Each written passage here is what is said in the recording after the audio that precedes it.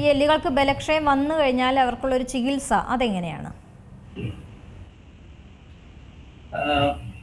നമ്മൾ പറഞ്ഞ പോലെ ഈ ഓസ്റ്റിയോപോറോസിസ് കണ്ടെത്തി കഴിഞ്ഞാൽ പ്രധാനമായും ശ്രദ്ധിക്കേണ്ടത് ചെറിയ വീഴ്ചകൾ പോലും എല്ലുകൾ പൊട്ടുമെന്നതിനാൽ ആ വീഴ്ചകൾ അവോയ്ഡ് ചെയ്യുക എന്നുള്ളതാണ്. അതിനായി പ്രധാനമായിട്ടും വേണ്ടത് അവർക്ക് വേണ്ട മോണിറ്ററിങ് സപ്പോർട്ടാണ്.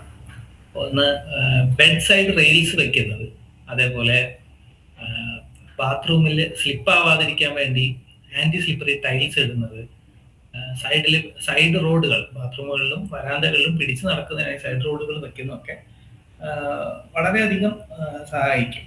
അതേപോലെ തന്നെ ഏറ്റവും ഇമ്പോർട്ടൻ്റ് ആയിട്ടുള്ളത് മോണിറ്റർ ചെയ്യാനായിട്ട് അല്ലെങ്കിൽ ഹെൽപ്പിന് ഒരാൾ എപ്പോഴും കൂടെ ഉണ്ടാവുക എന്നുള്ളതാണ്.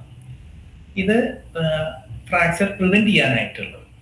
അതേപോലെ ഈ ആള് ഓസ്റ്റിയോപോറോസിസിന്റെ പ്രധാനമായിട്ടുള്ള കാര്യം കാൽഷ്യം, വൈറ്റമിൻ ഡി നല്ലപോലെ കുറയുന്നുണ്ട്. അപ്പൊ അതിന്റെ സപ്ലിമെന്റ്സ് എപ്പോഴും എടുക്കേണ്ടതായിട്ട് വരും, ദീർഘകാലം എടുക്കേണ്ടതായിട്ട് വരും. കാൽഷ്യം 1000 മുതൽ 1500 മില്ലിഗ്രാം വരെ ഒരു ദിവസം ആവശ്യമായിട്ട് വരുന്നുണ്ട്. വൈറ്റമിൻ ഡി 400 ഇന്റർനാഷണൽ യൂണിറ്റ്സ് മുതൽ 800 ഇന്റർനാഷണൽ യൂണിറ്റ്സ് വരെ ആവശ്യമായിട്ട് വരുന്നുണ്ട്. അപ്പൊ ഇത് നമ്മൾ കണ്ടിന്യൂസ് ആയിട്ട് തന്നെ എടുക്കേണ്ടതായിട്ട് വരും.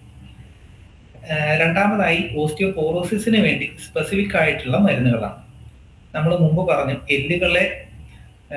എല്ലുകളിൽ നിന്ന് കാൽഷ്യം വലിച്ചെടുക്കുന്ന പ്രക്രിയ കുറയ്ക്കുകയും എല്ലുകളിൽ കാൽഷ്യം ഡെപ്പോസിറ്റ് ചെയ്യുന്ന പ്രക്രിയ കൂട്ടുകയും ചെയ്യുന്ന മരുന്നുകളുണ്ട്. അപ്പൊ അതിൽ ആദ്യം പറഞ്ഞ എല്ലുകളിൽ നിന്ന് കാൽഷ്യം വലിച്ചെടുക്കുന്നത് പ്രിവെന്റ് ചെയ്യുന്ന മരുന്നുകളെയാണ് നമ്മൾ ആന്റി റിസോപ്റ്റീവ് ഡ്രഗ്സ് എന്ന് പറയുന്നത്. അതാണ് ഏറ്റവും സാധാരണയായിട്ട് ഉപയോഗിക്കുന്നത്. ബിസ്ഫോസ്ഫോണേസ് ഗ്രൂപ്പിലെ മരുന്നുകളാണ്.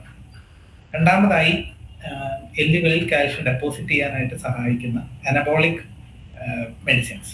അതിൽ ഒന്നാണ് ടെറിപാരറ്റൈഡ് ഇഞ്ചെക്ഷൻസ്.